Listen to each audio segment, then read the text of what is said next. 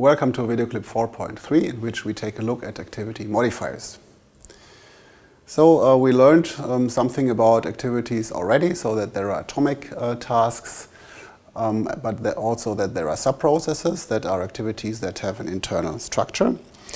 And both of them can be enriched with markers, with activity markers that represent specific execution semantics. So let's start with the loop marker, with loop activities. So often activities need to be repeated in the context of a loop, and the repetition of an activity can be expressed by a loop activity marker. The number of repetitions can be configured by a so-called loop condition, and that also is stored as an attribute of this activity. The condition can use a number of loops, so something like a loop counter that we know from programming languages, or also values of data objects. So if a customer do something until whatever a certain risk threshold is met, or something like that. We can represent for loops and while loops. And so a for loop, meaning that the number of loop iterations is defined a priori, and while loops means I will check whether to iterate the loop after each loop iteration or before each loop iteration in the case of while loops. The condition can be tested before or after the execution of an activity. Then we realize a while loop if it is tested before, and we can realize a repeat until loop if the condition is checked after the iteration of the loop. Okay, so if we have a structure like this, so an activity is executed in a loop structure, though the update order activity. So after doing the update order activity here, let's start with that on the right-hand side. After doing the update order activity, we check whether the order invalid condition is met. If the order invalid condition is met, so if the order is still invalid, I need to update it again, and so forth, until at some point the order is not invalid, the order is valid, and then the process can terminate. This little process can terminate. And we can use activity loop markers of the activity to represent this, or a loop marker. And here you see the loop marker in the lower middle part of this activity, and that is this structure represents the occurrence of a loop. And in this case we have the loop condition, though it's not further specified if it's defined after or before. Of course, in the structure we have on the left hand side, it must be, the check time needs to be after. So after updating the order, I need to check whether the order is valid. So here, if the order is valid, I exit, and if the order is invalid, I iterate the loop. All right, we can combine the activity markers also with sub-processes. Here the update order is represented as a sub-process, and we can also combine the sub-process with the loop marker, and the behavior is just like I discussed before. So update order, depending on check time before or after the activity, is executed. The sub-process is executed. Once the complete sub-process is executed, I check the condition. If the loop condition shows that I need to iterate it, I start a new instance of the sub-process, check again whether I need to iterate the loop, and so forth, until I can exit this loop activity. There are situations in which certain activities need to be executed multiple times in one process instance. And this is represented by multiple instances activities.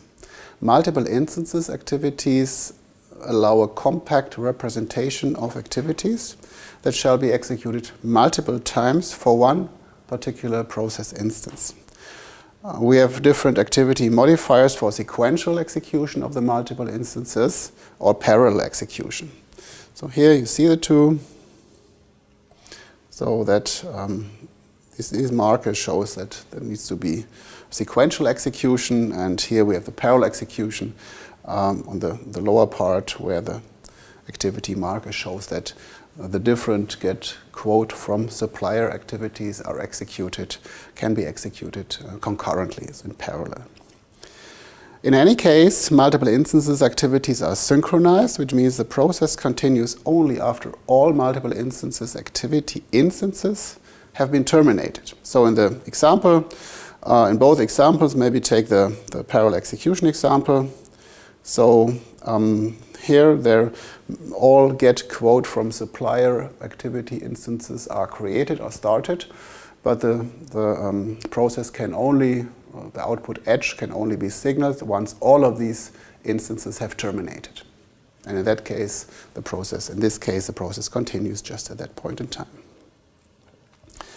So sequential execution somehow, or multiple instances activities with sequential execution, serve as also an abstraction, as a compact representation of a structure. But it can be seen as an abstract representation here in the example of 3 suppliers, that the sequential execution of these 3 activities get quote from suppliers 1, 2, 3. They can be represented here, get quote from supplier.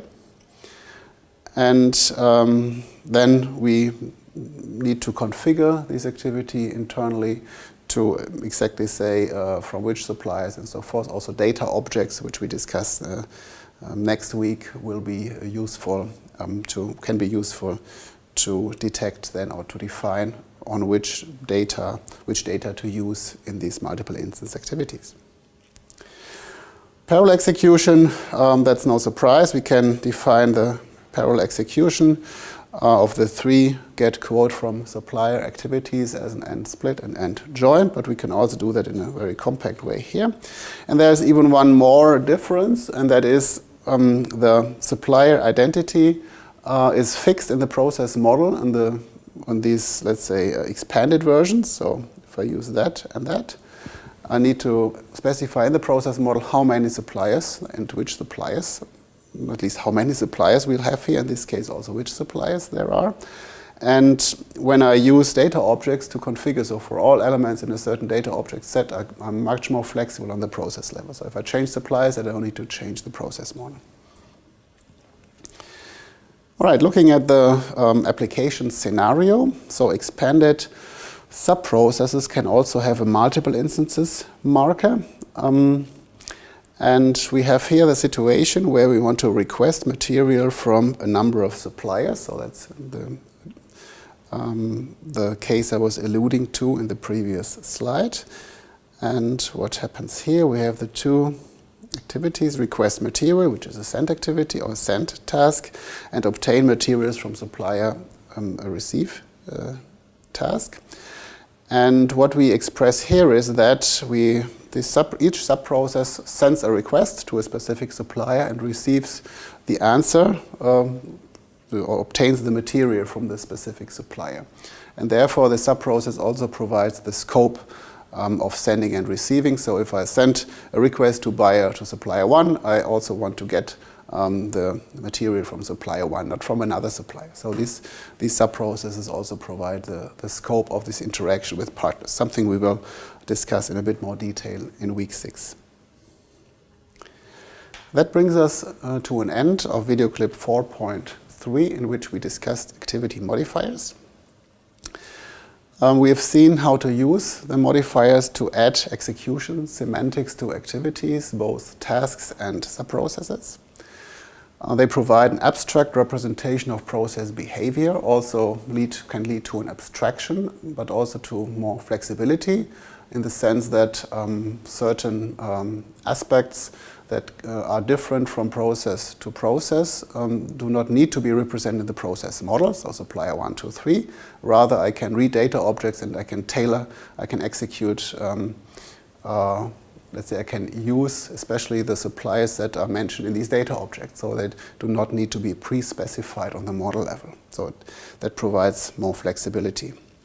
In particular, we took a look at loops that hide looping details in attributes. So an example where the representation, the graphical representation, is not the complete thing, but there are information hidden in attributes, so test time, also the condition, the loop condition.